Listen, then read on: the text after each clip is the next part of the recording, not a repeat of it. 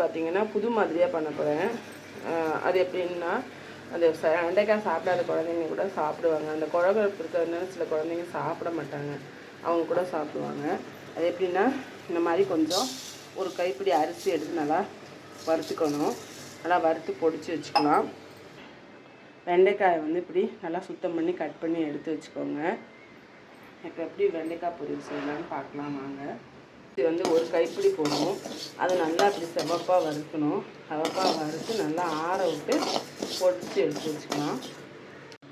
வறுத்து வச்சுருக்கிற அந்த அரிசி இருக்கு இல்லைங்களா, புழுங்கரிசி வறுத்து வச்சோம் இல்லையா, அதை நல்லா பொடிச்சு இந்த மாதிரி எடுத்து வச்சுக்கோங்க. இப்போ எப்படி வெண்டைக்காய் பொரியல் பண்ணலான்னு பார்க்கலாம் வாங்க. அடுப்பில் சின்ன சட்டி போட்டாச்சு, எண்ணெயை ஊற்றியாச்சு. எண்ணெய் காஞ்சதும் கடுகு, உளுத்தம்பருப்பு, ஒரே ஒரு பச்சை மிளகாய் போட்டுக்கலாம். தாளிக்க வேண்டிய பொருளெல்லாம் போட்டாச்சு. கொஞ்சமாக கருவேப்பிலை போட்டுட்டு இப்போ வெண்டைக்காயை கட் பண்ணி வச்சுருக்கோம் இல்லையா, அந்த வெண்டைக்காய் வெளியில் போட்டுடலாம். வெண்டைக்காயை போட்டோம். இப்போ கொஞ்சமாக உப்பு போட்டுக்கலாம். தேவையான அளவு உப்பு போட்டுக்கோங்க. கொஞ்சமாக புளி தண்ணி சேர்த்துக்கலாம்.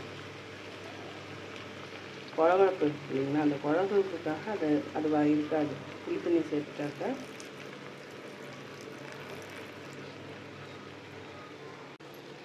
கொஞ்சமாக புளி கரைசல் ஊற்றிக்கணும். ஏன்னா வெண்டைக்காய்க்குன்னே இருக்கிற அந்த குணம் வந்து இந்த குழகுழப்பு வந்து எப்படின்னாலும் நம்ம சுத்தம் பண்ணி எடுத்து வச்சாலும் அது மாறாது. ஆனால் தேவையான அளவு கொஞ்சம் காரப்பொடி போட்டு நல்லா கலந்து விட்டுட்டு சிம் பண்ணி மூடி வச்சுருங்க. இந்த ஸ்டேஜில் வறுத்து பொடிச்சு வச்சுருக்கோம் இல்லைங்களா, அந்த அரிசி பொடியை வந்து இதில் நம்ம கலந்துடலாம். தேவையான அளவு சேர்த்துக்கலாம். சேர்த்து நல்லா கலந்து விட்டு ஒரு 5 மினிட்ஸ் சிம்மில் வச்சு இறக்கிடலாம். இந்த மாதிரி நீங்களும் ட்ரை பண்ணி பாருங்கள். ஸ்பூனு புழுங்கரிசி பொடியை வந்து நான் சேர்த்துக்கிறேன். நல்லா கலந்து விட்டு ஒரு 5 மினிட்ஸ் சிம்மில் வச்சு இறக்கிடலாம். நல்லா கரகரன்னு நல்லாயிருக்கும், கிறிஸ்பியாக இருக்கும். குழந்தைங்களுக்குலாம் ரொம்ப பிடிக்கும்.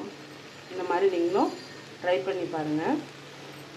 இந்த வீடியோ பிடிச்சிருந்தா சாய் ஸ்வீட்ஸ்க்கு லைக் பண்ணுங்கள், சப்ஸ்கிரைப் பண்ணுங்கள், கூடவே அந்த பெல் ஐக்கானை கிளிக் பண்ணுங்கள். அப்போ தான் நான் போடுற வீடியோஸ்லாம் உங்களுக்கு நோட்டிஃபிகேஷனில் வரும்.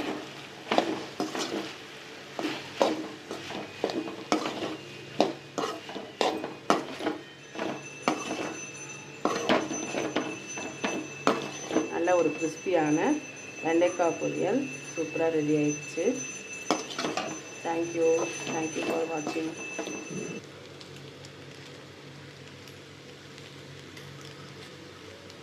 ரெண்டு ஸ்பூன் தான் சேர்த்தணும்னு இல்லை, ஏன்னா நீங்கள் இன்னும் 2 ஸ்பூன் கூட எக்ஸ்ட்ரா நமக்கு எவ்வளோ தேவையோ அந்த பவுடரை சேர்த்து நல்லா கலந்து விட்டோன்னா ஒரு ஒரு பஜ்ஜி மாதிரி இருக்குன்னு வச்சுக்கோங்களேன். இந்த பொரியல் வந்து ஒரு பஜ்ஜி மாதிரி, பஜ்ஜி சாப்பிட்ற மாதிரி அந்த டேஸ்ட்டு வரும் உங்களுக்கு.